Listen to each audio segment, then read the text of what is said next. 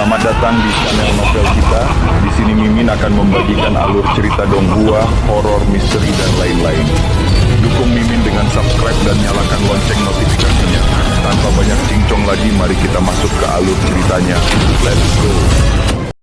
Bibirnya bergetar, air mata mengalir di matanya karena kesedihan. Ini terlalu tidak adil. Mengapa dia tidak dapat memilih belati yang cantik? Mengapa? Mata Tang Tianlong juga dipenuhi amarah. Orang ini benar-benar suka menindas. Tapi kemudian, Ouyang Jun menunjukkan senyum penuh arti, menggenggam tangannya, kakak, mata yang bagus. Bab 288, Pedang Sihir Kelas Atas, Frost Kesedihan. Hah! Su Qiuning tertegun sejenak. Sambil menunjuk belati kasar di tangannya, dia bertanya dengan ragu, kakak senior Ouyang, apakah kamu berbicara tentang belati ini? Seharusnya tidak. Baik dari segi penampilan maupun kualitas, itu lebih buruk daripada belati perak yang baru saja dipilihnya.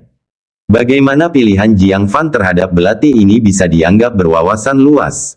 Ouyang Jun tersenyum dan berkata, coba masukkan kekuatan spiritual ke dalamnya. Su Qiuning merasa skeptis. Dia mengaktifkan tubuh spiritualnya dan memberi energi pada belati itu. Dentang. Belati itu tiba-tiba bergetar dan lapisan-lapisan kotoran terkelupas dari permukaannya. Memperlihatkan belati baru yang bening seperti kristal. Ia memancarkan cahaya spiritual, mencapai tingkat artefak sihir tingkat menengah. Ah! Ini, Su Qiuning menatap belati yang baru saja berubah itu dengan heran. Terlepas dari gaya atau kualitasnya lebih tinggi daripada belati perak sebelumnya. Di dalam keranjang, ini adalah satu-satunya artefak sihir kelas menengah. Adik laki-laki ini memiliki mata yang tajam dan benar-benar peduli pada adik perempuannya. Ouyang Jun tersenyum saat mengamati keduanya, menebak hubungan mereka. Ah! Su Qiuning akhirnya mengerti bahwa orang misterius di sampingnya tampak mendominasi tetapi sebenarnya sedang mengawasinya. Tetapi hal ini membuatnya makin takut. Kebaikannya yang tak beralasan, mungkinkah dia memendam niat jahat? Memikirkan hal ini, dia segera mengembalikan belati itu kepada Jiang Fan. Aku tidak bisa menerima ini, ambil kembali. Melihat ekspresi cemasnya, Jiang Fan merasa ingin menggodanya. Dia berpura-pura sangat dingin. Tidak ada seorang pun yang bisa menolak hadiah dariku. Ambil ini. Nada bicaranya menunjukkan bahwa dia bukan orang yang bisa dianggap remeh, membuat Su Qiuning takut dan gemetar. Dia segera menarik tangan kecilnya. Sambil memegang belati itu, dia merasa belati itu terlalu panas untuk dipegang, tidak berani menyimpannya tetapi ragu untuk membuangnya. Dia gelisah seperti semut di atas kompor panas. Ouyang Jun mengamati Jiang Fan dengan waspada. Orang ini tidak hanya misterius tetapi juga sangat mendominasi. Gayanya tidak menyerupai pengikut 9 sekte. Setelah menatap Jiang Fan dengan dalam, dia tersenyum dan menangkupkan tangannya. Kakak, kenapa kamu tidak memilih satu item juga? Jiang Fan melirik keranjang itu dan berkata, tidak tertarik. Dia memiliki banyak barang dengan berbagai ukuran. Tidak ada tempat untuk menyimpan artefak sihir kelas rendah yang tidak berguna lainnya. Ouyang Jun merasa agak malu. Reputasinya terkenal dan banyak orang menginginkan artefak sihir yang dibuatnya sendiri, seringkali membutuhkan koneksi untuk mendapatkannya. Namun, dalam upayanya untuk memenangkan pengikut elit dari berbagai sekte, ia ditolak oleh orang ini. Namun, karena tidak mengetahui kedalaman kemarahan orang ini, dia tidak bisa menunjukkan kemarahannya. Dia dengan acuh tak acuh memerintahkan orang-orangnya untuk mengangkat keranjang dan membiarkan orang-orang yang tersisa memilih. Selain Jiang Fan, semua orang lainnya menerima hadiah kecil. Kemudian dia berkata, tuan-tuan, waktu sangatlah penting, jadi saya tidak akan menunda lebih lama lagi. Mari kita mulai acara perdagangannya sekarang. Saya akan memulainya. Saat dia berbicara, dia mengeluarkan sebuah kotak besi. Bahkan melalui kotak itu, orang dapat merasakan hawa dingin yang menusuk tulang. Ouyang Jun tidak membuat mereka tetap tegang. Dia membuka kotak besi itu. Pedang sepanjang 3 kaki, seluruhnya berwarna biru es seolah diukir dari kristal, muncul di depan mata semua orang. Itu mengepul dengan kabut dingin yang pekat. Bilahnya pun berkedip-kedip dengan kilatan tajam. Ouyang Jun memegang pedang dan membelai tubuhnya, memperlihatkan ekspresi puas. Ini adalah salah satu dari 3 karya yang paling saya banggakan dalam hidup saya, yang diberi nama Sword of Frost. Banyak yang hadir adalah pengguna pedang. Mereka mengerutkan kening saat melihat pedang ini dan bertanya, apakah ini pedang atau patung es? Pedang dimaksudkan untuk mengalahkan musuh, bukan untuk hiasan. Ouyang Jun tersenyum sedikit dan tidak mengatakan apa-apa lagi. Dia memegang gagang pedangnya dan dengan santai mengayunkannya ke arah dinding di sampingnya. Suara mendesing. Udara dingin yang mencengangkan meledak dari pedang es, seketika menutupi seluruh dinding dengan lapisan es tebal. Jika benda itu mengenai seseorang, orang itu akan langsung membeku menjadi patung es. Mendesis. Banyak seniman bela diri berdiri karena terkejut. Bahkan tanpa menggunakan kekuatan spiritual, ia memiliki kekuatan seperti itu. Apa, pedang jenis apa ini? Apakah sifat-sifatnya begitu mengerikan? Tidak seorang pun meragukan kekuatannya lagi. Mereka semua menunjukkan ekspresi heran. Ouyang Jun memasukkan kembali pedang es itu ke dalam kotak besi sambil berkata, untuk sebuah pedang yang Ouyang Jun, aku akui sebagai salah satu mahakaryaku, bagaimana mungkin itu hanya sebuah artefak sihir biasa? Aku berhasil dengan Ice Soul, menghabiskan waktu setengah tahun. Nilainya adalah, artefak sihir kelas atas. Ah, kata-kata ini menimbulkan gelombang keheranan di antara orang banyak. Artefak sihir kelas atas pastinya hanya dimiliki oleh para master sekte dari berbagai sekte. Kepemilikan para tetua bergantung pada status mereka. Mereka yang tidak memiliki kemampuan kuat bahkan mungkin tidak memiliki satu artefak sihir kelas atas. Ouyang Jun benar-benar membawanya ke acara pertukaran. Mata Jiang Fan berbinar. Dia telah merasakan kekuatan artefak sihir kelas atas dari sitar 7 senar milik Ming Yulian. Terlebih lagi, kualitas pedang ini melampaui sitar 7 senar. Dengan ilmu pedangnya, kekuatannya akan segera naik ke tingkat lain. Melihat ekspresi semua orang, Ouyang Jun merasa cukup senang. Sebagai pemurni artefak, bukankah hal yang paling memuaskan adalah orang-orang menyukai artefak buatan Anda? Tentu saja dia tidak akan menjualnya dengan harga murah. Menutup kotak besi itu, dia menangkupkan kedua tangannya, aku ingin menukarkan Sword of Frost dengan beberapa bahan pemurnian khusus. Hal ini tidak diduga oleh semua orang. Para penyuling sangat menghargai bahan penyulingan. Banyak orang merenungkan apakah bahan pemurnian mereka cukup untuk ditukar dengan Sword of Frost. Sampai Ouyang Jun memberikan syarat tertentu, yang membuat hampir semua orang kehilangan harapan secara bersamaan. Aku butuh tulang dari Kaisar Iblis, tingginya tidak kurang dari 3 kaki. Kata-kata ini memicu suatu diskusi. Apakah dia bercanda? Bisakah kita memiliki tulang Kaisar Iblis? Di Tanah 9 Sekte, satu-satunya mayat Kaisar Iblis yang diketahui dulunya adalah milik Iblis Harimau yang telah berubah wujud. Setelah kematiannya, mayatnya didapatkan oleh 4 tokoh kuat dari benua itu. Di 9 sekte kami, hanya Master Sekte Binatang Roh yang memiliki hubungan dengan pendahulu dan diberi sedikit darah esensi Kaisar Iblis. Kami tidak pernah mendapatkan tulang yang begitu berharga. Mengharapkan untuk menukar tulang ini di Tanah 9 Sekte adalah hal yang mustahil. Jiang Fan tetap diam. Bagaimana mungkin pemimpin muda Sekte 1000 Pemurnian tidak tahu jika ada tulang Kaisar Iblis di Tanah 9 Sekte? Mengusulkan suatu kondisi yang tidak dapat dicapai secara sengaja. Entah dia tidak tulus berdagang, atau dia menetapkan ekspektasi yang tinggi, menunggu negosiasi untuk mengambil keuntungan. Tentu saja. Setelah berdiskusi sebentar, dia menghela nafas, tapi nilai pedang ini memang layak mendapatkan tulang Kaisar Iblis. Menjualnya dengan harga lebih murah akan menjadi kerugian besar bagi saya. Mendengar dia bersedia bernegosiasi, semua orang mulai mempertimbangkan lagi. Mata Sun Chaozong berbinar. Dia mengeluarkan tulang rusuk putih dari bungkusan panjang di belakangnya. Ia memancarkan energi iblis yang terus-menerus. Ini adalah tulang dari binatang iblis tahap akhir pembentukan inti yang pernah diburu oleh sekte kami. Aku penasaran apakah itu bisa ditukar dengan Sword of Frost. Ouyang Jun langsung tergoda, tetapi setelah pemeriksaan yang cermat, dia dengan menyesal berkata, Tulang ini berusia setidaknya 100 tahun, dan bagian dalamnya sudah lama lapuk, tidak cocok untuk membuat artefak sihir tingkat tinggi. Hati Jiang Fan sedikit tergerak. Tampaknya target sebenarnya Ouyang Jun adalah tulang-tulang binatang iblis tahap akhir pembentukan inti. Meski Silver Winged Thunderbird merupakan level kelima dari formasi inti, diklasifikasikan sebagai binatang iblis jidan tingkat menengah. Cakar yang dipotong Jiang Fan adalah bagian yang paling berharga. Dalam hal kekerasan, itu setara dengan tulang binatang iblis pembentukan inti tahap akhir.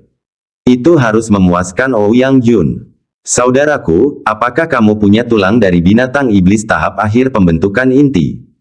Ouyang Jun tiba-tiba menatap Jiang Fan dengan sedikit antisipasi di matanya. Selain Sun Chaozong, hanya orang misterius di tempat kejadian perkara ini yang mungkin memiliki sesuatu untuk diperdagangkan. Bab 289 Kera bermata darah berpunggung hitam. Tidak, Jiang Fan menggelengkan kepalanya dan menolak dengan tenang. Cakar-cakar ini telah diperlihatkan secara terbuka di pintu masuk Sekte Keinginan.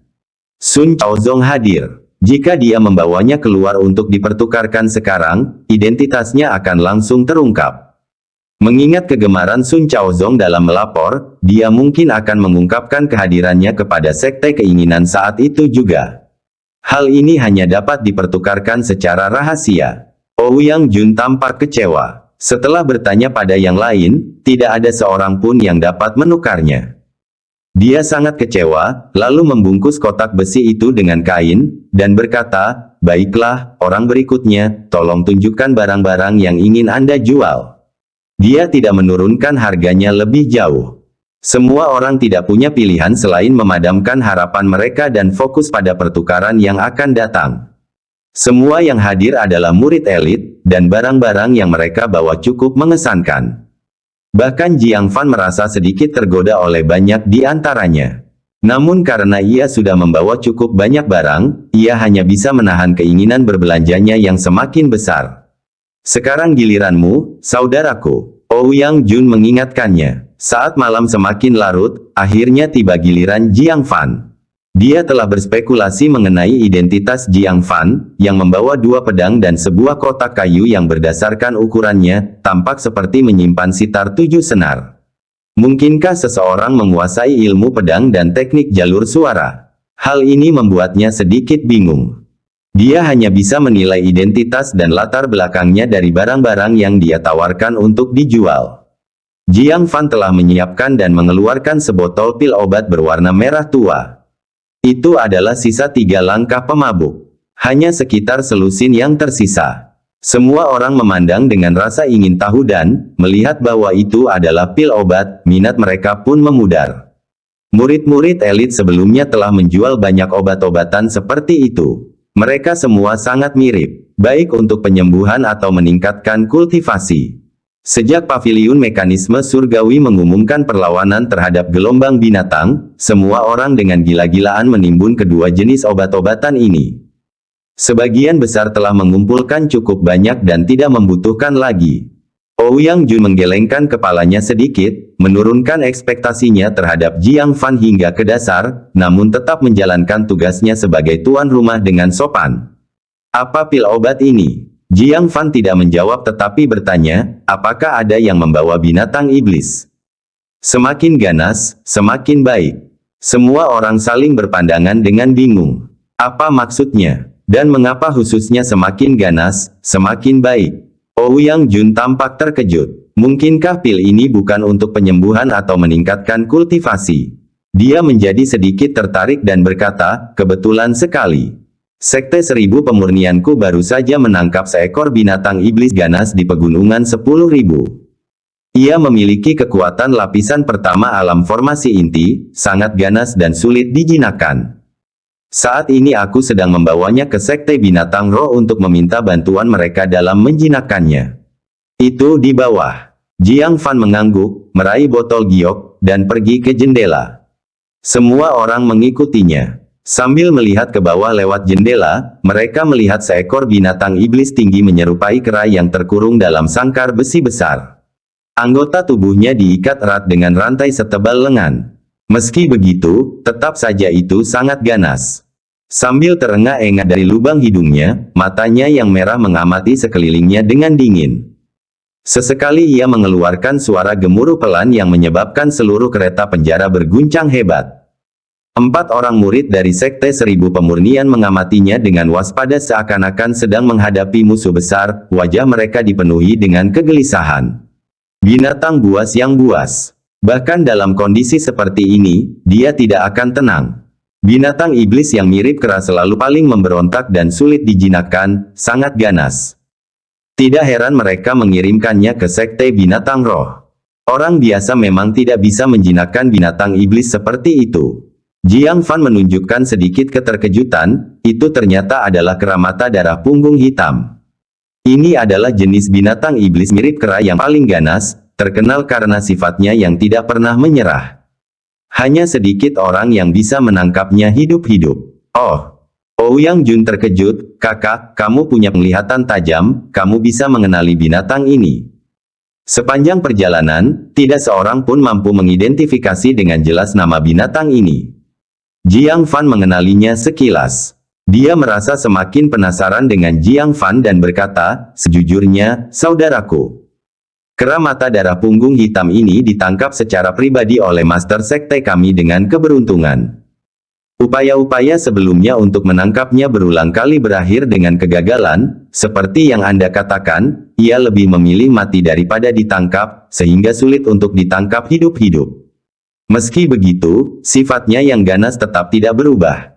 Saat membawanya kembali, kami cukup menderita, dan salah satu murid bahkan kehilangan lengannya karena hal itu.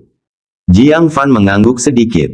Dia menuangkan pil mabuk 3 langkah dari botol giok dan melemparkannya dengan tepat ke dalam kereta penjara. Ouyang Jun tertawa, tidak perlu mencoba, saudaraku. Binatang ini sangat pemberontak. Sejak ditangkap, ia menolak untuk memakan apapun. Ia tidak akan memakan apapun yang kita berikan. Bahkan jika kita mencekoknya, ia akan memuntahkannya atau mencungkil kerongkongannya sendiri untuk memuntahkan semua isi perutnya. Pada titik ini, dia menunjukkan ekspresi bingung. Aku khawatir dia akan kelaparan atau mengalami dehidrasi sampai mati sebelum kita mencapai Sekte Binatang Roh. Yang lainnya mendecak lidah karena takjub. Kera ini memang ganas. Namun, seseorang segera menyadari ada sesuatu yang tidak beres. Puasa. Lalu apa yang dilakukannya sekarang? Ouyang Jun menunduk dan tertegun. Pil merah itu terletak di kereta penjara, dan si kera mata darah punggung hitam, seperti biasa, mengamuk dengan marah. Sambil berjuang dan mengayunkan rantainya, ia menolak setiap upaya makan. Namun, tiba-tiba ia mengendus-endus. Kemudian ia mulai mencari. Setelah menemukan si pemabuk 3 langkah, ia dengan marah mengangkat kakinya untuk menghancurkannya. Namun kali ini, ia tak sanggup lagi menginjak-injaknya. Ekspresi perjuangan dan kesakitan tampak di wajahnya. Akhirnya, ia menarik kakinya, membungkuk perlahan, dan mengambil si pemabuk 3 langkah. Kadang-kadang memasukkannya ke mulut, dan kadang-kadang ingin membuangnya. Setelah berjuang keras, ia tidak dapat menahannya lagi dan menelannya bulat-bulat. Ouyang Jun tercengang, ia benar-benar memakannya dengan sukarela. Kakak, pilmu memang ajaib. Binatang iblis sama sekali tidak bisa menahan daya tariknya. Jiang Fan tetap tanpa ekspresi, teruslah menonton. Memang, mereka masih belum tahu efek pil itu. Ouyang Jun memperhatikan dengan rasa ingin tahu, mencoba menebak efek pil itu. Kemungkinan besar itu obat penenang untuk binatang iblis. Namun, untuk binatang iblis yang sangat ganas seperti kera mata darah punggung hitam, itu mungkin tidak efektif. Dalam perjalanannya, ia menggunakan beberapa obat penenang. Bahkan menghabiskan sejumlah besar uang untuk membeli obat penenang tingkat tinggi yang dapat membuat binatang iblis pingsan dalam 1 jam.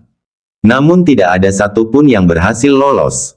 Mungkinkah pil kecil Jiang Fan benar-benar berfungsi? Hasilnya mungkin mengecewakan. Namun, tepat saat dia memikirkan hal itu, kurang dari 10 tarikan napas setelah kera mata darah punggung hitam menelan pil tersebut. Tiba-tiba ia mulai terhuyung-huyung. Seolah menyadari sesuatu, ia meraih sangkar itu, menggelengkan kepalanya kuat-kuat agar tidak pingsan.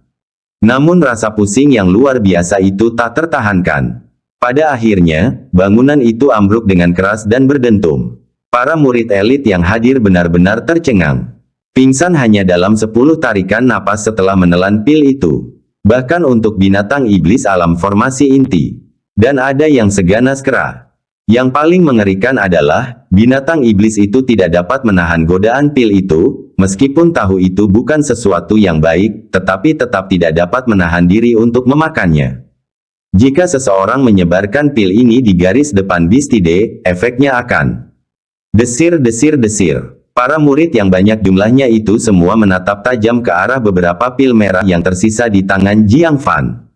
Mata mereka menyala-nyala karena keinginan yang besar. Ini barang yang berharga. Selain Sorrow Frost, itu adalah item terbaik sejauh ini. Bab 290, Penampakan Menakjubkan Sutra Gunung Surgawi. Ouyang Jun juga melihat pil obat itu, menampakkan ekspresi gembira. Dengan pil obat ini, apakah ada yang perlu ditakutkan bahwa kera mata darah punggung hitam akan tidak patuh? Terlebih lagi, jika masih ada yang tersisa, dia bisa membawanya kembali ke Sekte Seribu Pemurnian dan menggunakan pil ini untuk menangkap beberapa kera mata darah punggung hitam yang masih hidup. Itu tidak akan menjadi masalah sama sekali. Saudaraku, bagaimana kalau aku menukar 3 artefak sihir kelas menengah dengan sebotol pil ini? Jiang Fan menggelengkan kepalanya pelan, lalu berkata, aku ingin menukarnya dengan bulu Silver Winged Thunderbird, 1 pil untuk 1 bulu.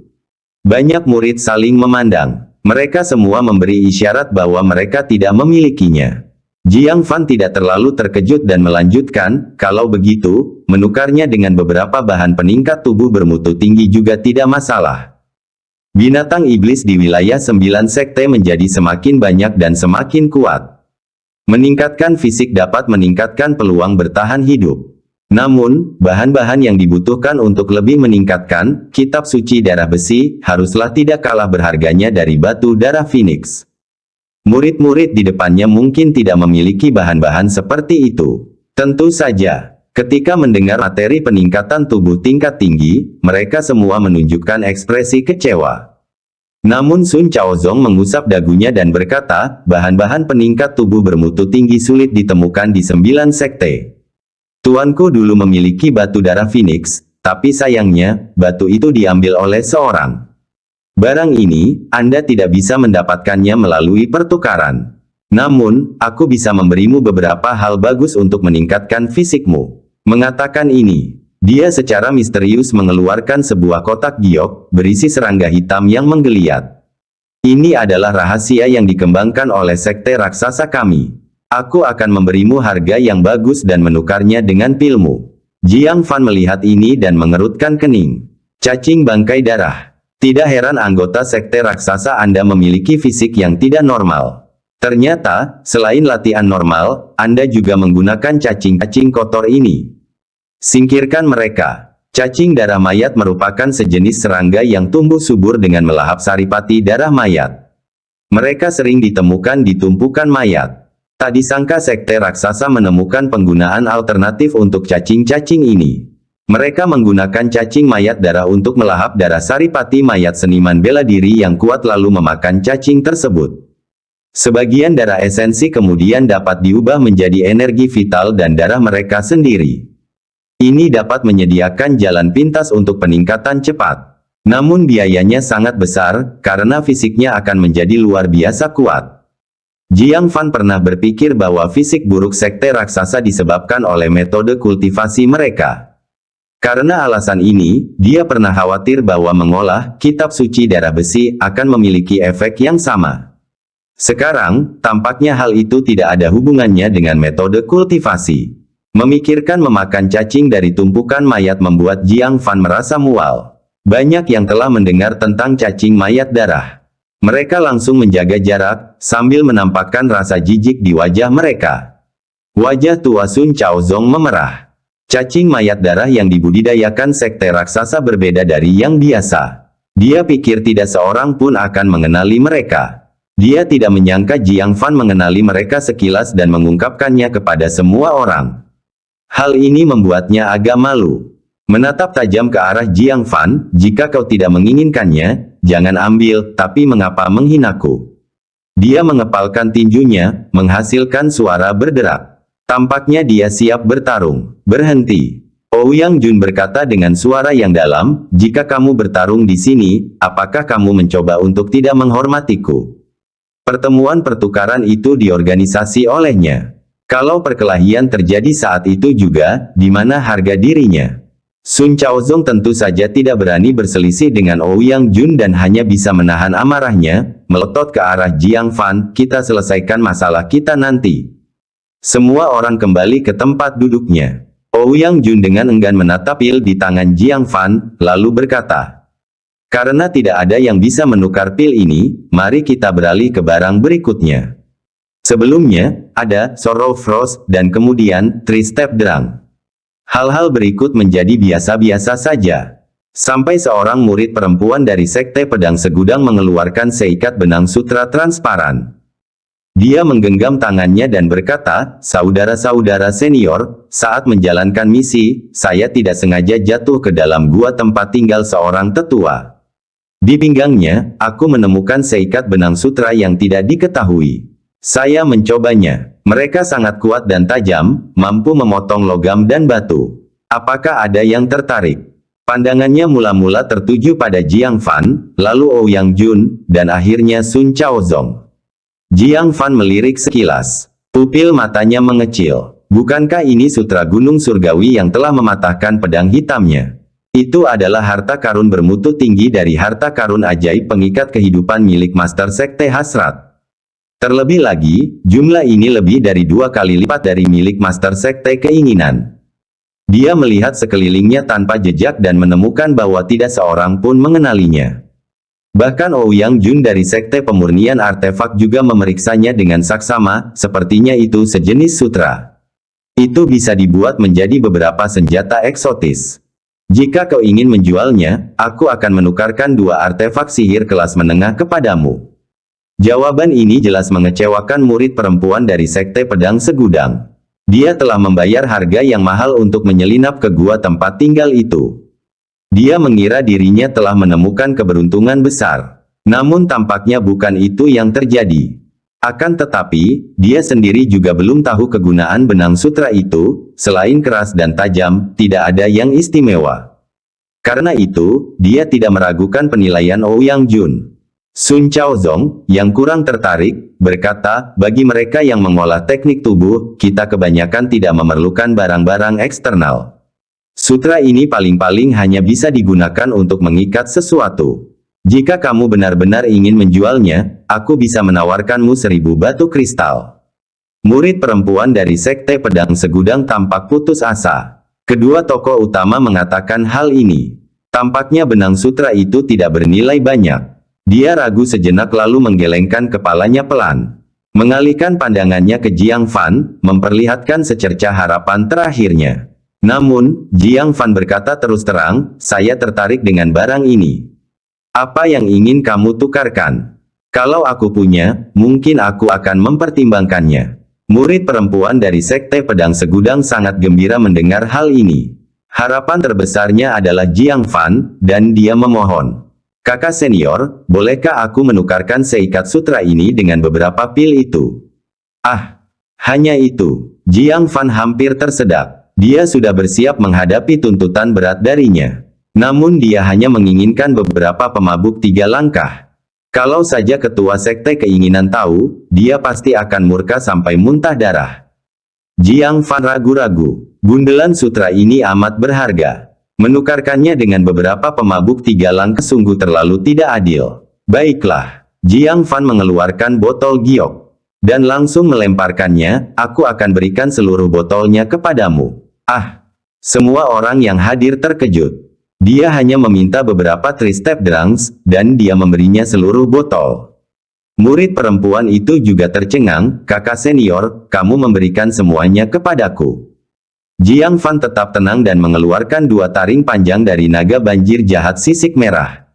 Aku akan memberimu kedanya juga. Ekspresi Ouyang Jun berubah saat melihat ini, taring Raja Binatang. Ini adalah bahan yang sempurna untuk membuat artefak sihir kelas tinggi. Dan ada 2. Kakak, apakah kamu tidak memberi terlalu banyak? Jiang Fan tidak menyembunyikan apapun. Dia berkata kepada murid perempuan itu, sutra di tanganmu sangat berharga.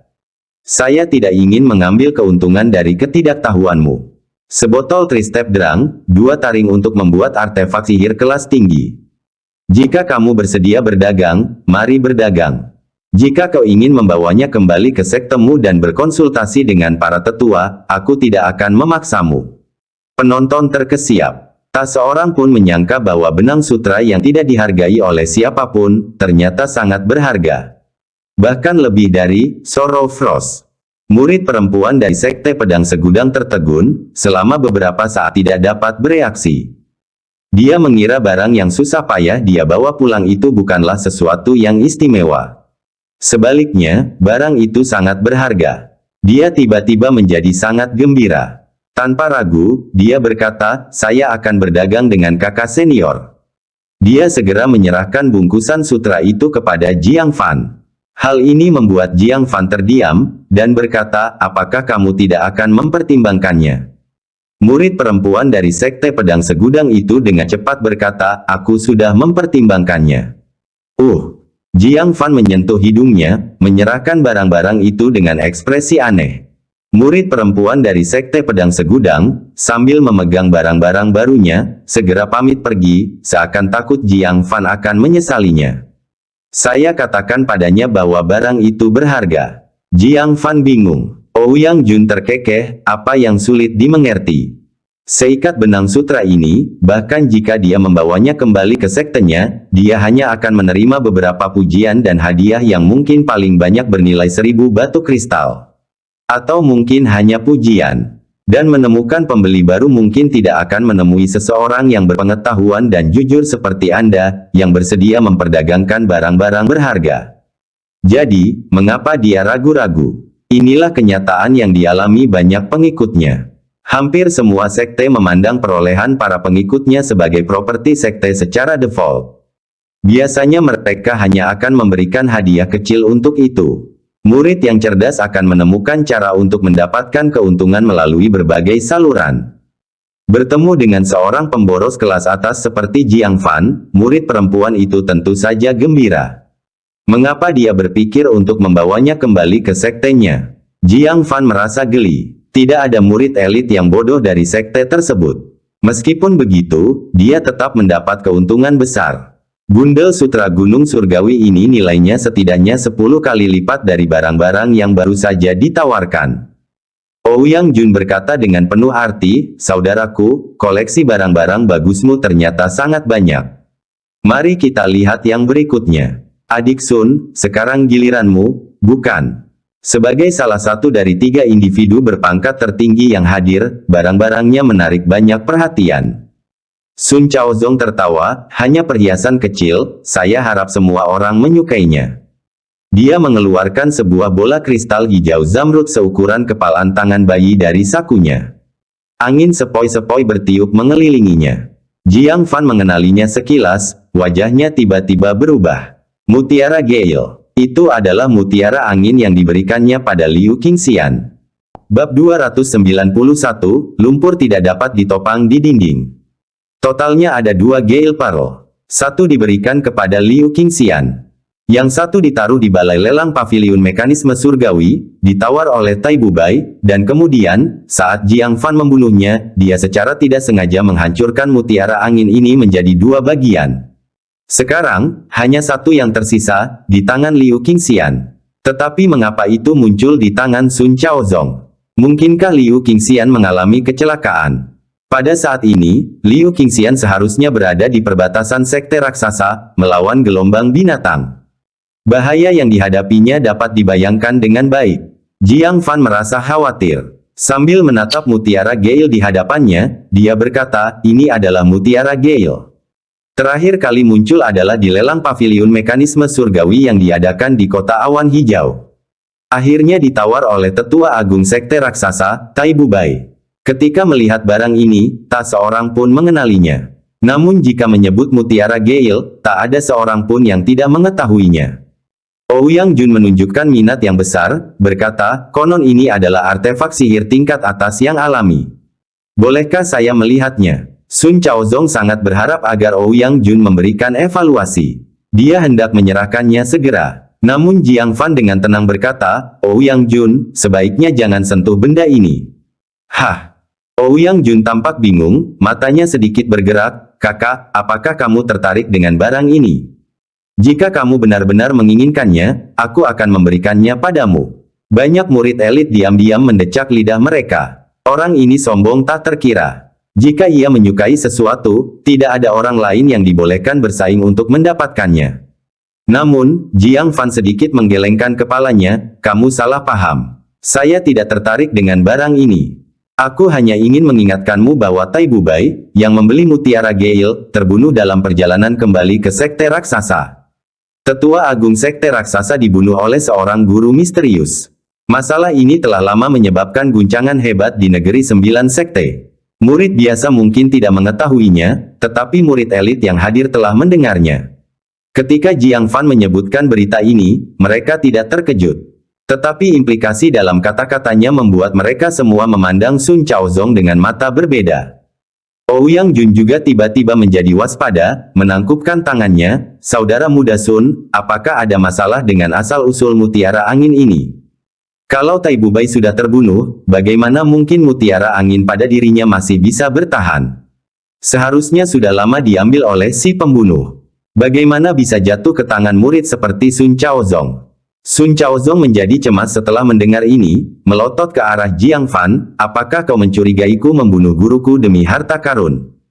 Jiang Fan tentu saja tahu itu tidak benar, tetapi untuk mencari tahu asal-usul mutiara angin ini, dia berpura-pura tidak tahu dan berkata dengan acuh tak acuh. Mungkinkah ada Gale Pearl lain di dunia? Semua orang menatap Sun Chaozong, mata mereka dipenuhi kecurigaan. Sun Chaozong berkata dengan cemas, semuanya, jangan percaya omong kosong orang ini. Sejujurnya, mutiara Gale yang dibeli tuanku, bersamanya, terbelah menjadi dua bagian oleh pencuri itu dan telah lama hancur. Yang di tanganku punya asal-usul yang berbeda. Mata Jiang Fan sedikit bergeser. Dia berkata dengan tenang, saya dengar Anda adalah satu-satunya yang hadir saat kejadian itu. Apakah mutiara Gale itu hancur atau tidak, itu hanya kata-katamu. Mendengar ini, ketertarikan semua orang pada Gale Pearl berubah menjadi ketakutan. Siapakah yang berani membeli sesuatu yang diperoleh dengan membunuh tuannya demi harta karun? Bagaimana jika kemudian sekte raksasa datang mengklaimnya dengan paksa, bukankah itu akan menjadi masalah besar yang tidak diharapkan? Sun Chaozong marah dan tidak ingin mengungkapkan asal-usul mutiara angin. Namun jika ia terus menyembunyikannya, reputasinya sebagai pembunuh tuannya demi harta karun akan semakin kuat. Dia menggertakkan giginya, menatap tajam ke arah Jiang Fan, bagaimana kalau aku katakan padamu bahwa benar-benar ada mutiara Gale kedua di dunia ini? Kemudian dia menghadap ke arah halayak, semuanya, mutiara angin milik tuanku memang telah hancur. Yang ini tidak lain adalah putri dari Master Sekte Awan Hijau, Liu Qingxian. Milik Liu Qingxian, peri nomor 1 di 9 sekte, para pengikut yang hadir tentu saja sangat mengenalnya. Ouyang Jun bertanya dengan ragu, jika itu barangnya, mengapa ada di tanganmu?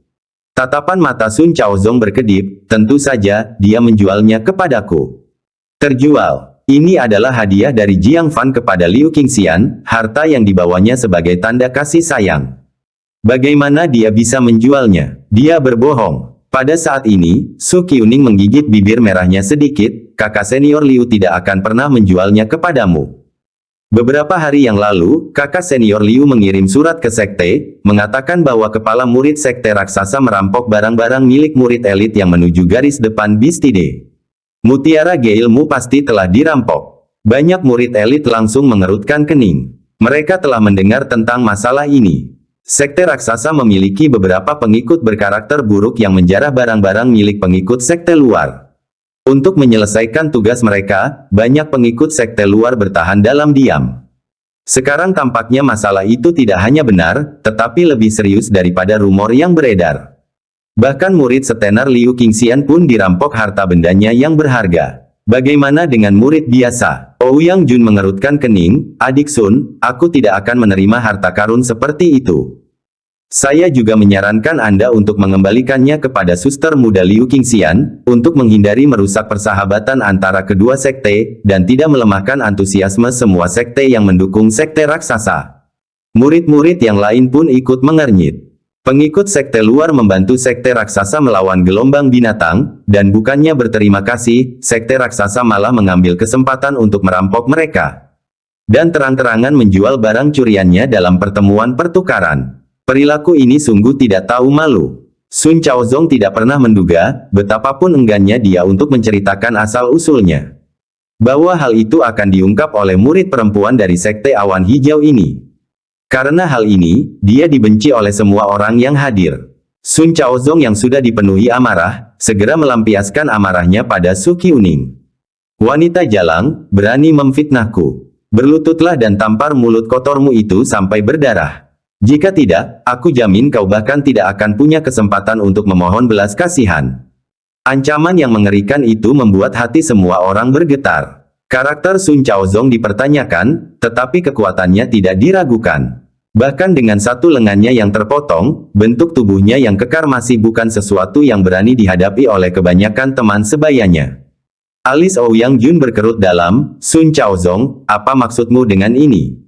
Menindas tamu undanganku tepat di depan mataku. Sun Chaozong bahkan tidak menoleh, mendengus dingin, Ouyang Jun, aku sarankan kamu untuk tidak ikut campur. Ini masalah sekte raksasa, bukan urusanmu. Sebelumnya, demi pertemuan pertukaran, dia bisa memberikan wajah Ouyang Jun. Sekarang keadaan sudah seperti ini, mengapa menahan diri? Ouyang Jun sangat marah. Tangannya mengepal, tetapi dia tidak bertindak gegabah. Pertama, tidaklah bijaksana untuk menjadikan Sun Chaozong yang berkuasa sebagai musuh bagi seorang murid perempuan yang tidak dikenal dari sekte awan hijau. Kedua, dia harus mengawal keramata darah punggung hitam ke sekte binatang roh, tidak cocok untuk terlibat dalam pertarungan besar. Karena itu ia memasang wajah muram, menimbang pilihannya. Hati Su Qiuning bergetar ketakutan, ditatap tajam oleh Sun Chaozong membuatnya gelisah. Dia merasa seperti seekor katak kecil yang sedang diawasi oleh ular berbisa. Dia memanggil Tang Tianlong untuk meminta bantuan, kakak senior Tang. Tang Tianlong merasakan kulit kepalanya kesemutan. Bagaimana mungkin dia mampu menyinggung Sun Chaozong? Akan tetapi, melihat murid perempuan sekte lain diganggu, kalau dia menutup mata, bukan hanya murid sekte awan hijau saja yang akan memandang rendah dia. Bahkan pengikut sekte luar pun akan membencinya. Jadi, dia menegang dan mendekati Sun Chaozong, memohon untuk Su Qiuning. Kakak senior Sun, adik perempuanku kurang ajar. Jangan menaruh dendam padanya dan tunjukkanlah belas kasihan. Sun Chaozong menundukkan pandangannya dan memberikan tatapan menghina. Dengan santai mengayunkan tamparan. Tang Tianlong merasa ngeri. Dia tidak menyangka Sun Chaozong bersikap begitu tidak masuk akal, menyerang sambil berbicara. Dia buru-buru mengangkat kedua lengannya untuk menghalangi di depannya. Tapi bagaimana dengan fisik Sun Chaozong? Kekuatannya sebanding dengan lapisan pertama formasi inti. Bagaimana Tang Tianlong bisa menahannya? Dengan ledakan keras, Tang Tianlong terbang ke samping, menabrak dinding, tergeletak di tumpukan batu bata, batuk darah. Sun Chaozong berkata dengan acuh tak acuh, dasar, apakah menurutmu kau punya kualifikasi untuk memohon padaku? Menghilang dari pandanganku. Atau, bergabunglah dengan wanita jalang ini untuk menamparkan wajahmu sendiri hingga babak belur. Kakak senior, Su Qiuning ketakutan dan bergegas maju untuk membantu. Tang Tianlong menepis tangannya, malu dan marah terlihat di wajahnya, enyahlah. Mengapa kamu bicara tanpa diberi giliran? Apakah kamu pikir kamu mampu? Selesaikan kekacauanmu sendiri. Dia bermaksud pamer di depan Su Qiuning, tetapi apa yang terjadi? Dia akhirnya dipermalukan di depan semua pengikut sekte. Dia tidak berani menyalahkan Sun Chaozong, jadi dia melampiaskan semua amarahnya pada Su Qiuning. Su Qiuning menggigit bibir merahnya, wajahnya pucat. Dia tidak ingin datang ke pertemuan pertukaran. Tang Tianlong lah yang bersikeras. Sekarang dia diganggu, Tang Tianlong mengabaikannya. Saat dia merasa tidak berdaya, suara yang tenang melayang di udara. Tang Tianlong, kau benar-benar kasus yang tidak ada harapan. Bab 292, apakah aku membiarkanmu pergi? Orang yang berbicara tentu saja Jiang Fan. Dia tidak pernah menaruh harapan apapun pada Tang Tianlong. Menghadapi musuh tangguh seperti Sun Chaozong, Tang Tianlong tidak berani bertarung, dan bahkan meninggalkan Su Qiuning untuk melarikan diri sendirian. Jiang Fan tidak akan menyalahkannya untuk itu. Tetapi, tidak berani melindungi sesama murid adalah satu hal. Dia bahkan berbalik melawan mereka. Jelaslah, Sun Chaozong lah yang telah mempermalukannya, namun ia melampiaskan amarahnya pada rakyatnya sendiri. Tipe orang yang pengecut di hadapan orang luar tetapi memamerkan kehebatannya di hadapan rakyatnya sendiri. Jiang Fan memiliki dua kata untuk menggambarkannya. Tidak berguna. Sungguh tidak berguna. Tang Tianlong yang sudah malu, tiba-tiba dimarahi oleh Jiang Fan seperti ini, semakin kehilangan mukanya, dan meraung. Apa yang memberimu hak untuk berbicara kepadaku seperti itu? Jiang Fan tidak mau bicara lebih banyak lagi. Berbicara sepatah kata lagi kepada orang yang tidak berguna seperti itu, dia merasa itu akan membuang-buang waktu. Dia hanya berdiri dan dengan santai menendang batu bata pecah ke arah Tang Tianlong. Ekspresi yang terakhir berubah lagi. Dia buru-buru menghindar, tetapi tetap terkena tembakan di lengan satunya ketika dia menoleh. Retakan. Suara retakan yang tajam bergema di seluruh pemandangan. Dan hal itu membuat semua orang yang hadir terkejut. Hanya dengan tendangan biasa, dia telah mematahkan lengan Tang Tianlong. Meskipun Tang Tianlong tampil buruk di hadapan Sun Chaozong, dia tetaplah seorang ahli tahap pendirian yayasan tingkat ke-8 yang sah. Di antara para murid elit yang hadir, mereka yang lebih kuat darinya jumlahnya lebih sedikit dari segelintir. Tetapi seorang ahli seperti itu tampak sangat rentan di hadapan pria misterius ini. Siapa sebenarnya orang ini? Menurutku, dia setidaknya harus menjadi tokoh tingkat murid utama. Ouyang Jun tampak sedikit serius. Dia berpikir dalam hatinya, orang ini sungguh tidak sederhana. Sepertinya kekhawatiranku sebelumnya tentang dia tidak salah. Sun Chaozong menyipitkan matanya sedikit. Jelasnya, dia juga memahami pentingnya tendangan Jiang Fan. Orang ini luar biasa kuatnya. Su Qiuning terkejut dan segera maju untuk memeriksa Tang Tianlong yang sedang menangis. Dia buru-buru mengambil salep penyembuhan tulang, bersiap untuk mengobati luka-lukanya. Jiang Fan mendengus dingin, untuk apa repot-repot dengan orang tak berguna itu? Kemarilah. Su Qiuning gemetar ketakutan. Dia menjadi semakin takut terhadap Jiang Fan. Setelah ragu-ragu sejenak, dia dengan hati-hati melangkah mendekati Jiang Fan, sambil memegang erat ujung roknya dengan kedua tangan. Dia menundukkan kepalanya, tidak berani menatap mata Jiang Fan. Dia tergagap, kakak senior, apa instruksimu? Jiang Fan mengulurkan tangannya dan menepuk kepalanya dengan lembut, suaranya melembut saat dia berkata. Saat kamu keluar, kamu harus tahu untuk membela sekte kamu. Kamu melakukannya dengan baik. Jadi dia memujinya. Hati Su Qiuning yang tegang menjadi tenang, dan dia menghela napas lega dan berkata, kakak senior, Anda terlalu baik. Namun yang mengejutkannya adalah, Jiang Fan melanjutkan, mengingat penampilanmu yang bagus. Hari ini aku akan bergerak untukmu. Kegembiraan menyebar di wajah Su Qiuning, tetapi dia segera merasa khawatir lagi, ini tidak akan menimbulkan masalah untukmu, kan? Orang di hadapannya adalah Sun Chaozong, seorang ahli formasi inti yang terkenal. Jiang Fan berkata dengan acuh tak acuh, dia bahkan tidak pantas disebut sebagai orang yang menyusahkan. Percakapan mereka bergema jelas dalam suasana hening yang mematikan itu. Semua orang tercengang. Orang ini sungguh sombong. Berapa banyak keajaiban 9 sekte yang berani meremehkan Sun Chaozong seperti ini. Mata Ouyang Jun berkilat karena terkejut. Kekuatan macam apa yang dimiliki pria ini? Dia merasa agak beruntung karena dia tidak melakukan tindakan apapun. Jika tidak, bagaimana mungkin ada kesempatan bagi orang ini untuk campur tangan? Wajah Sun Chaozong menunjukkan sedikit kekesalan dan dia tertawa marah. Kamu pikir kamu siapa? Apakah kamu pikir kamu Xia Chaoge, seorang ahli daftar emas? Mengatakan hal-hal yang menggelikan seperti itu. Jiang Fan berbalik. Dia menatapnya dengan tenang. Melalui topeng, Sun Chaozong bertemu mata dengan Jiang Fan, dan hatinya langsung tegang. Ekspresinya menjadi tidak yakin. Dia benar-benar tidak dapat memahami kekuatan orang ini.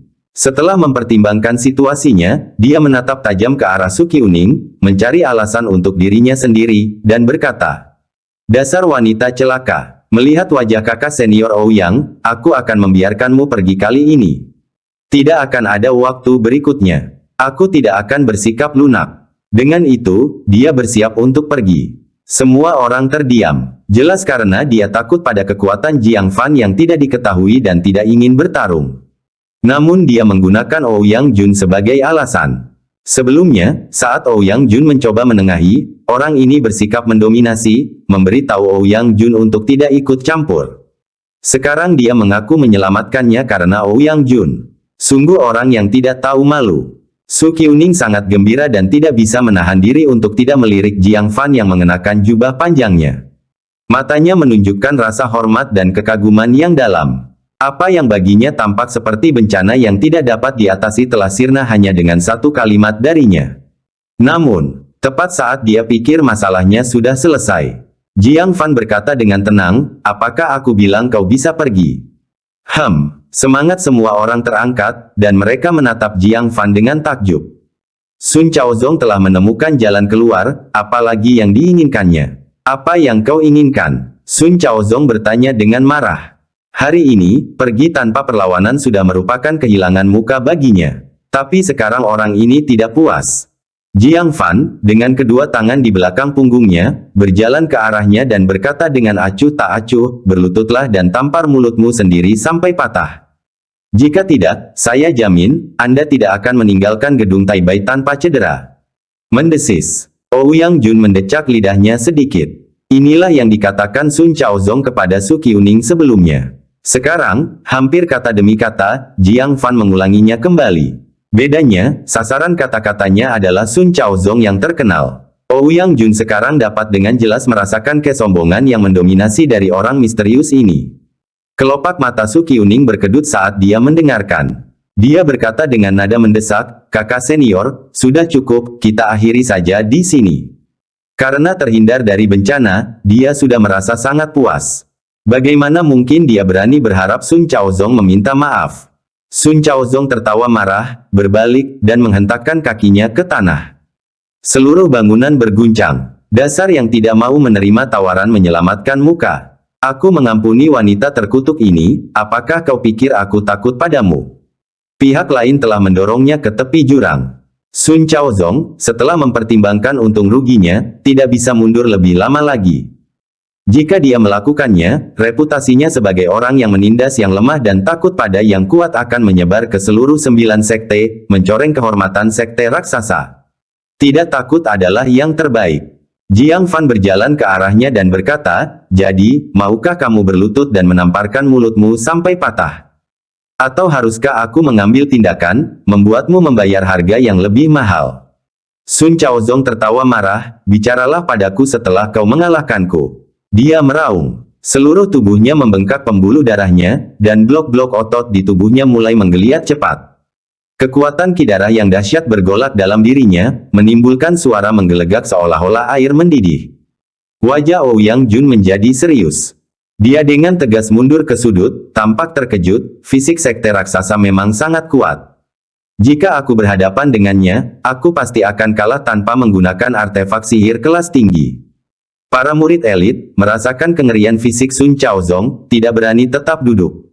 Mereka mundur ke tepi ruangan. Su Qiuning sangat cemas, "Kakak senior, kamu seharusnya tidak bertarung." Fisik Sun Chaozong yang mengerikan membuat jantungnya berdebar ketakutan. Pria misterius di hadapannya, meskipun mengenakan jubah lebar, tampak lemah dibandingkan dengan Sun Chaozong. Bagaimana mungkin dia bisa menjadi tandingannya? "Sekarang kau ingin berhenti? Sudah terlambat." Sun Chaozong mendengus dingin dan melancarkan serangannya. Dengan dorongan kakinya di tanah, seluruh tubuhnya melesat keluar bagaikan anak panah. Lantai kayunya memiliki garis hangus di tempat kakinya tergelincir, mengeluarkan gumpalan asap. Sebuah bukti kecepatannya yang luar biasa pada saat mendorong. Yang dilihat semua orang hanyalah bayangan kabur. Sosok raksasa Sun Chaozong muncul tepat di depan Jiang Fan. Sebuah tinju besar, penuh kekuatan dahsyat, diayunkan ke arah kepala Jiang Fan. "Mati!" Sun Chaozong meraung. Jiang Fan tetap tanpa ekspresi. Baru kemudian dia menurunkan tangan yang telah dia bawa di belakang punggungnya. Dia berkata dengan acuh tak acuh, "Tidak ada perbaikan sama sekali." Bab 293 Serangan Mengejutkan. Kembali ketika Jiang Fan menyergap dan membunuh Tai Bubai. Sun Chaozong ini telah menyebabkan masalah besar bagi Jiang Fan. Dengan risiko terkena serangan dari belakang, dia berhasil membunuh Tai Bubai. Kalau saja dia tidak memakai armor pelindung kelas atas, dia pasti sudah terluka parah. Sekarang, waktunya untuk melunasi hutang ini. Jiang Fan bahkan tidak menggunakan tubuh harta karun darah Phoenix miliknya. Dia hanya menggabungkan 9 bentuk pertempuran surgawi dan melancarkan serangan teknik tubuh. Pembukaan langit. Dengan teriakan rendah dari Jiang Fan, tubuhnya yang tampak kurus meledak dengan kekuatan yang tak tertandingi. Sebuah tinju melesat dalam serangkaian bayangan sisa, beradu dengan tinju raksasa seukuran otak. Suara tumpul dan mengatupkan gigi bergema. Seakan-akan kedua tinju itu saling memukul. Suaranya terasa sangat menyakitkan. Mereka mengantisipasi bahwa tangan dan lengan Jiang Fan akan patah. Bagaimanapun, tinju Jiang Fan dibandingkan dengan yang lain seperti tinju bayi. Jantung Su Qiuning berdebar kencang di tenggorokannya, dia bahkan tidak berani bernapas. Dia menangkupkan kedua tangannya di dada, berdoa. Berdoa agar Jiang Fan baik-baik saja, jika tidak, dia akan merasa sangat bersalah. Tang Tianlong menggertakkan giginya, matanya penuh antisipasi. Berharap Jiang Fan dikalahkan seperti anjing yang sekarat, sehingga dia bisa menginjak-injak kepalanya dan membalas penghinaan sebelumnya. Namun, bentrokan itu hanya berlangsung sesaat. Semua orang tercengang ketika sebuah kejadian mengejutkan terjadi. Sun Chaozong, bagaikan gunung kecil, wajahnya memerah, butiran-butiran keringat seukuran kacang muncul dengan kecepatan yang mengkhawatirkan. Akhirnya, setelah 3 napas kebuntuan, dia tidak dapat lagi menahan kekuatan mengerikan dari pukulan Jiang Fan, dia pun mundur selangkah demi selangkah. Buk, buk, buk. Kakinya menghentak lantai dengan suara gemuruh yang dahsyat, seluruh lantai 2 bergetar seolah hendak runtuh. Dia mundur hingga ke dinding, menciptakan lekukan berbentuk manusia sedalam setengah kaki sebelum momentumnya berhenti. Dia tampak ngeri. Dia mencoba mengangkat lengannya, tetapi mendapati tinjunya ke bahunya lemas. Dalam 3 tarikan napas konfrontasi yang singkat, tulang lengannya telah hancur. Siapa kau? Sun Chaozong bertanya dengan ngeri. Sebagai seorang jenius pemurnian tubuh dari sekte raksasa, dia benar-benar dihancurkan oleh seseorang yang seusia dengannya. Jika kedua orang itu adalah orang-orang jenius dari sektenya sendiri, maka masalahnya akan berbeda. Tetapi orang di hadapannya bahkan bukanlah seorang pemurni tubuh. Dari mana dia mendapatkan teknik tubuh yang mengerikan seperti itu? Pupil mata Ouyang Jun mengecil menjadi seperti jarum, tatapannya ke arah Jiang Fan berubah dari takut menjadi kagum. Dia telah berspekulasi tentang kehebatan Jiang Fan. Tetapi dia tidak pernah membayangkan kekuatannya akan begitu mengerikan. Tanpa menggunakan kekuatan spiritual, dia dengan mudah menghancurkan ahli pemurnian tubuh yang terkenal itu hanya dengan teknik tubuh. Su Qiuning juga ternganga kaget, apakah dia berkultivasi ganda pada tubuh dan sihir? Dalam hal kultivasi, dengan mudah mengalahkan Tang Tianlong, memiliki kekuatan yang setara dengan lapisan pertama formasi inti. Dalam hal teknik tubuh, dia juga sangat menakutkan. Sekte 9 mana yang memiliki murid seganas itu? Para pengikut elit dari berbagai sekte juga tercengang. Hei, apakah dia benar-benar seorang murid? Apakah sekte 9 kita memiliki sosok yang luar biasa seperti itu? Mungkinkah dia seorang tetua dari sekte tertentu, yang menyamar sebagai murid? Bisikan mereka tidak didengar oleh Jiang Fan. Dia dengan dingin melangkah ke arah Sun Chaozong. Melihat ini, kelopak mata Sun Chaozong berkedut hebat, menyadari ia telah bertemu dengan sosok yang tangguh. Beraninya dia bertindak gegabah seperti sebelumnya. Dia segera membungkuk dan berkata, "Kakak senior, saya punya mata tetapi tidak bisa melihat Gunung Tai, mohon maaf atas kekasaran saya." Harus dikatakan, beberapa tetua dan murid sekte raksasa benar-benar menguasai seni tidak tahu malu. Ketika situasi menjadi suram, mereka langsung menyerah. Mungkin orang awam akan berhenti di situ. Sayangnya Jiang Fan tidak mengikuti tren ini. Jika dialah yang kalah, akankah Sun Chaozong menunjukkan belas kasihan? Tentu saja tidak. Maaf, aku tidak ingin memaafkanmu. Dengan kata-katanya, Jiang Fan dengan cepat melompat maju. Sun Chaozong terkejut sekaligus geram, sambil membela diri, dia berteriak. "Kita baru saja bertanding, mengapa kamu begitu keras kepala?" Siapapun yang memiliki sedikit harga diri akan berhenti setelah permohonan yang begitu rendah hati dari lawan mereka. Metode ini tidak pernah mengecewakannya sebelumnya. Namun, orang misterius di depannya tidak bermain sesuai aturan. Dengan tulang lengannya yang tersisa hancur, bagaimana dia bisa bertahan? Dia hanya bisa berbalik dan menendang lubang besar di dinding, melompat keluar untuk mencoba melarikan diri. Meskipun Jiang Fan berada 10 kaki jauhnya, bagaimana dia bisa membiarkannya lolos? Dia segera menggunakan teknik gerakannya, mengejar dalam satu langkah. Dia mencengkeram otot-otot di pinggangnya, mengangkatnya dan melemparkannya kembali ke tanah. Ledakan, lantainya hancur dan penyok parah, hampir pecah. Sun Chaozong memuntahkan seteguk darah. Melihat orang misterius itu dari dekat, Sun Chaozong akhirnya merasa takut. Dia bahkan tidak bisa melarikan diri di depan orang ini. Dia segera memohon belas kasihan, "Kakak, aku salah. Aku seharusnya tidak bersikap kasar kepada wanita di sampingmu. Aku pantas mati, tolong ampuni aku. Aku akan memberikan segalanya padamu, kumohon." Ledakan, Jiang Fan menginjak dadanya. Disertai suara tumpul, dada Sun Chaozong sedikit cekung, menyemburkan seteguk besar darah. Dia mengalihkan pandangannya ke atas dan langsung pingsan. Kerumunan itu menelan ludah mereka dalam diam. Kekaguman mereka terhadap Jiang Fan berlipat ganda secara eksponensial. Orang ini tidak hanya memiliki kekuatan yang mengerikan tetapi juga kejam dan tidak kenal ampun. Meskipun Sun Chaozong memohon, dia tidak menunjukkan belas kasihan. Sedikit yang mereka tahu, Jiang Fan menyimpan dendam lama terhadap orang ini. Saat seluruh tempat menjadi sunyi, Jiang Fan menghunus pedang hitam, mengiris pakaiannya, memperlihatkan mutiara angin dan token kristal batas 10.000, bersama dengan berbagai sumber daya kultivasi. Dia bahkan tidak melirik barang-barang lainnya. Hanya mengambil token kristal dan mutiara Gale. Dia dengan santai mengantongi token kristal. Dia mengamati mutiara angin sejenak, merasa khawatir dengan keadaan Liu Qingxian. Dengan karakternya yang keras kepala, bagaimana mungkin dia melepaskannya jika seseorang mengambil Gale Pearl miliknya? Dia pasti akan berselisih dengan pengikut sekte raksasa. Sendirian di luar, apakah dia akan menderita? Pandangannya beralih ke arah timur laut, matanya dipenuhi kekhawatiran. "Kakak senior." Suara hati-hati Su Qiuning mengganggu pikiran Jiang Fan. Jiang Fan tersadar dari lamunannya, menatap Su Qiuning yang tengah mengusap-usap tangan kecilnya dengan gugup, wajahnya penuh kekaguman, bibir cerinya terbuka dan tertutup. Dia bertanya dengan bingung, "Apakah kamu punya sesuatu untuk dikatakan?" Su Qiuning menganggukkan kepalanya, dengan hati-hati menunjuk mutiara angin di tangan Jiang Fan. Ini milik kakak perempuan kita. Maksudnya, bisakah kamu mengembalikannya padanya?" Jiang Fan tersenyum, namun langsung memasukkannya ke saku di depannya. "Mari ikut saya." Dia perlu menemukan tempat untuk mengungkapkan identitasnya padanya.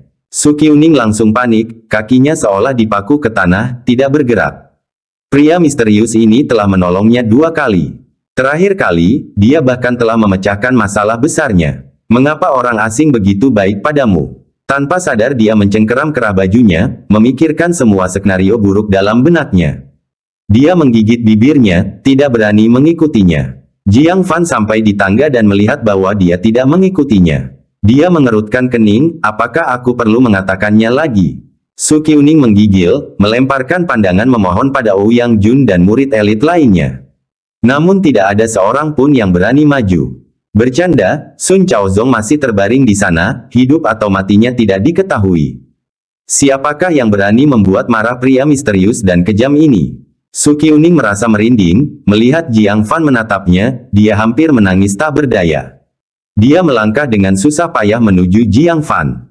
Jiang Fan merasa tidak bisa berkata apa-apa. "Apakah aku akan memakanmu?" Dia menangkapnya dan, di tengah seruannya, menyeretnya keluar dari gedung Taibai. Mereka berjalan ke gang terdekat yang gelap dan sepi. Su Qiuning tahu apa yang akan terjadi, dia berjuang mati-matian dan berkata, "Kakak senior, biarkan aku pergi. Aku akan meminta majikanku untuk memberimu kompensasi, aku benar-benar tidak bisa menyetujuinya. Saya mohon padamu." Air mata yang telah lama menggenang di pelupuk matanya mengalir turun tanpa daya.